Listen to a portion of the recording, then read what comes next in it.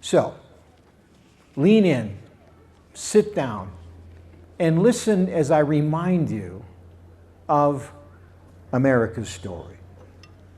Besides being really impressed, I was inspired, like he said. He said it was going to be one of maybe the most inspirational speeches I've heard, and I really think it was. He did a great job delivering it, wrapping it into the history of the country and the meaningfulness of this location and what we have to look forward to try to save the American dream. Where we had our grandchildren here, our grandson Jet is going to be a first grader, and he enjoyed it thoroughly. He took away so many precious moments of the story and the music. And somewhere in this journey, it has hit me that we as Americans have become so cynical and so hypercritical that we've lost a lot of our own thread and our own inspiration to move forward. I thought it was a wonderful story. I loved hearing the history of it. I loved how he tied the presidents into it and showed there's different steps of it.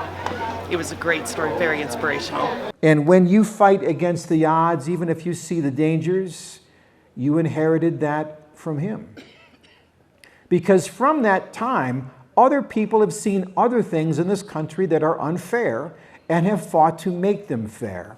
From voting rights to religious rights to labor rights to ethnic rights to free speech, all of this was fought by people like you who saw the unfairness and fought to make the change. I was actually taking notes of some of the things that he was saying because he would say it and I would get chills on my arms, and I knew those were things I needed to remember. So it was a pretty cool experience to get to come and listen to him and just see this whole American storyteller. I was talking to the curator, the superintendent, and she said people come here all the time just to see this image that you're looking at right now. And a man came from Romania with his family. And with great emotion, he looked at what you're seeing right now. And he reached into his pocket where there was a picture. He must have clipped it out of a magazine somewhere. It was folded and refolded and tattered and torn. And he pulled the picture out and unfolded it and held it up.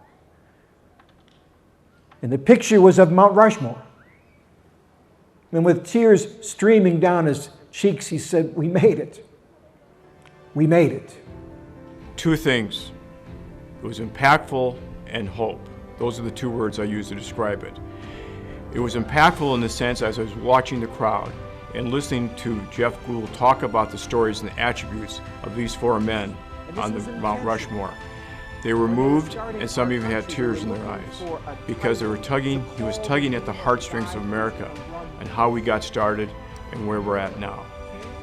And the hope came in the fact that these attributes were things that these people in the audience could still do themselves that would help make America great and relevant and a beacon to other countries. We need it, man. We need this story. We're coming up on the 250th birthday of our nation. It's a big deal.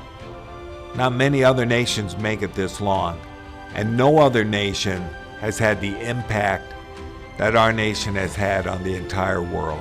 So as filmmakers, we focus on our craft. So we're looking through viewfinders and lenses to capture emotion. What we saw that day was extremely powerful. I mean, you could hear the people around you like gasp and sigh and react to the story that Jeff was talking about that day. And they started calling it the American dream. Now, do you understand that there is no British dream or German dream or French dream or Russian dream or Chinese dream? But there is the American dream. And it still is alive and well today. And the dream sometimes looks like this. People take great risk to come here to pursue that American dream.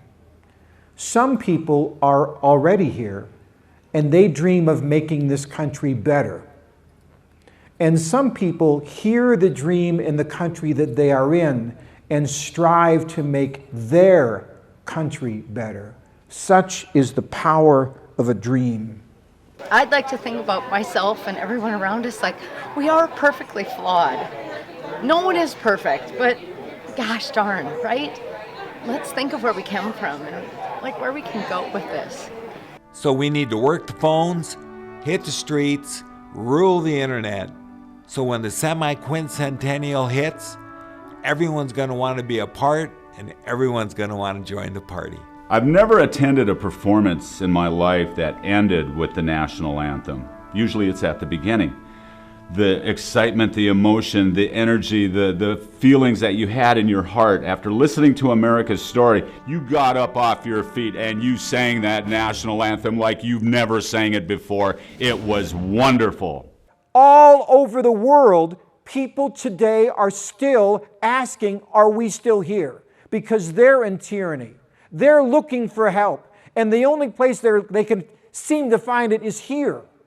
And they're asking, is America what it was? Is the flag still waving over the land of the free and the home of the brave?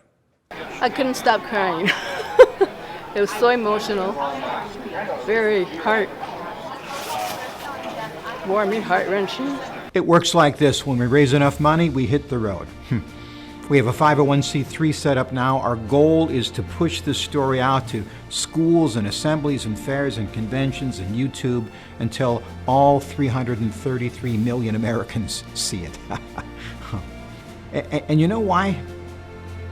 Because I sure do like the story.